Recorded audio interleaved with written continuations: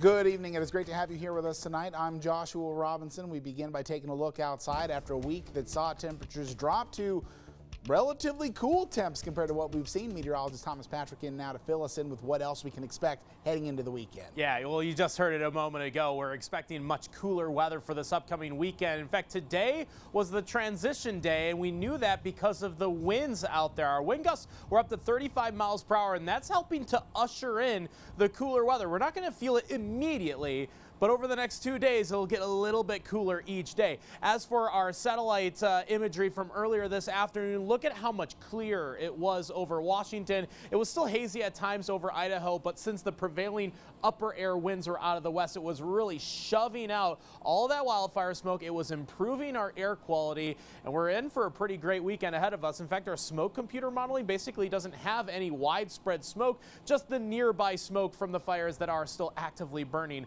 across the state. So here's our next weather system, just starting to kind of rotate and dive into the Pacific Northwest. That was helping to shove out all of that wildfire smoke. And our temperatures 80s tomorrow, 70s for this upcoming Sunday. This is about where we'll bottom out for the weekend. It'll actually be pleasant, but coming up, going to detail how quickly we rebound back into the 90s, as well as the chances for some showers this upcoming weekend as well. Pretty great mixed bag there, Thomas. Thank you very much. We'll see you in a few minutes. Tracking wildfires now that are scorching across the inland Northwest. Washington State Fire Assistance has been mobilized to help contain the WHITMORE fire located in Okanogan County near NESPELEM. The WHITMORE fire is burning in grass, sage, and crops, and that fire started on August 3rd and has burned an estimated 5,000 acres. The fire is still growing and is threatening more homes, crops, and pasture lands. Level 3 evacuations are in effect at this time. The cause of the fire currently under investigation. Also in Okanogan County, a 100-acre fire is burning near Wakanda. The Washington fire officials issued level 3 evacuations for the Walker Creek fire. Residents living west of Bonaparte Lake Road from Squattersville Road north, including the Lost Lake area, must leave now. The fire is 5% contained tonight. And across state lines, high winds caused erratic fire behavior yesterday as crews continue to fight the Cougar Rock Complex fires. The complex is made up of 10 wildfires, all started by lightning, and they have burned more than 8,000 acres about 30 miles northeast of Orofino. About 350 people are working on that fire right now, and it is 42% contained. The Idaho Department of Land's Facebook page is a good resource for updates on several closures throughout the area. Of course, another great resource can be found at crem.com. If you'd also like the latest on our wildfires burning across the inland Northwest, text the word FIRE to 509-448-2000. We'll get that link sent right to your phone. New tonight, family and friends of JAKOBE Ford celebrated his memory with a cruise through downtown Spokane tonight. A 22-year-old Ford was killed Saturday night near the area of Monterey Cafe and Lucky's Pub. Hundreds of people, though, joined in Spokane Bone Shakers Car Club tonight for a cruise down Division and along with Ford's favorite spots, including Shadle Park High School, where he won several awards for his track and field skills. Ford's family and friends were joined by motorcyclists, classic cars, and other drivers to honor his life. And a funeral service will be held for Ford tomorrow, also at Shadle Park High School at 2 o'clock. Meanwhile, a man has been arrested after a standoff with Spokane police that forced a nearby pool full of children and families to evacuate. It happened at the Liberty Park softball field in East Central Spokane, where police say a man was running through traffic trying to light fires and ripping up sprinklers in a nearby apartment complex. Take a look at this photo from the Spokane Police Department as they say Edmund King was seen scaling the fence of one of the softball fields after police approached him.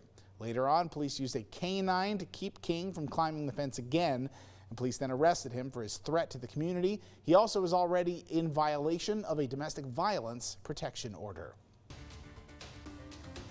For top stories tonight, one resident has died and at least 13 others have tested positive for COVID-19 after a recent outbreak at the Spokane Veterans Home. The first case in this outbreak was reported back on July 21st, and our Morgan Trow is at the Veterans Home today to try and break down what we know about the cases and what the governor says may have to happen so we can help our elderly population. Mark, Governor Inslee's office says they are seriously considering making vaccinations required for those who work in state run facilities with the vulnerable population. This comes after one staff member tested positive for COVID-19 at the Spokane Veterans Home right here in Spokane, thus leading to one of their residents dying and 9 others being hospitalized. Washington State has been focused on elderly community members during the pandemic, as they are most at risk of getting extremely sick or dying from COVID-19. But the Washington State Department of Veterans Affairs says less than half of the staff members at the Spokane Veterans Home are vaccinated. 43% of the staff received the vaccine, in contrast to the nearly 90% of residents getting vaccinated. One staff member tested positive on July 21st, the department said. Since the first case, 10 residents and 3 other staff members tested positive for the virus. One of the residents died after testing positive for COVID-19. All of the affected residents have been transferred to local hospitals. This outbreak comes as COVID-19 cases are spiking across the inland Northwest. Health officials report more than 1,000 new cases over the past 5 days, with 92 patients hospitalized for COVID-19 in Spokane County. In a press conference at the end of July, Governor Jay Inslee said he wants to have a conversation about requiring vaccinations for people in certain industries. And it is a distinct possibility that we would require to some degree vaccinations of our employees, depending on what their job title is and what their environment is. Well, today, the governor says it's getting more serious. He told KREM 2 that he is considering requiring vaccinations for those who work with vulnerable populations. The governor's office says they hope that everyone chooses to get vaccinated, whether for themselves or for others, especially those that work in healthcare, long-term facilities like the Spokane Veterans Home, or anything else with vulnerable patients. His office also adds that they will be making a statement in the next week about this. Reporting in Spokane, Morgan Trout, KREM 2 News.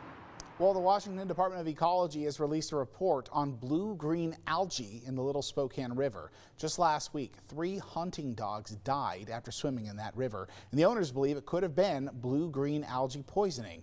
Now, the analysis did find traces of blue-green algae, but the department says while it is not at a level that would prompt a river closure, it does mean there is a cyanobacteria producing toxin in the water. The bacteria also referred to as blue-green algae. The Department of Ecology is still waiting on additional results, and right now they say it does not give a clear answer if the algae was the cause of the dog's death, but it does not rule it out. Meantime, pet health experts from WSU's Veterinary College say blue-green algae is severely harmful to pets.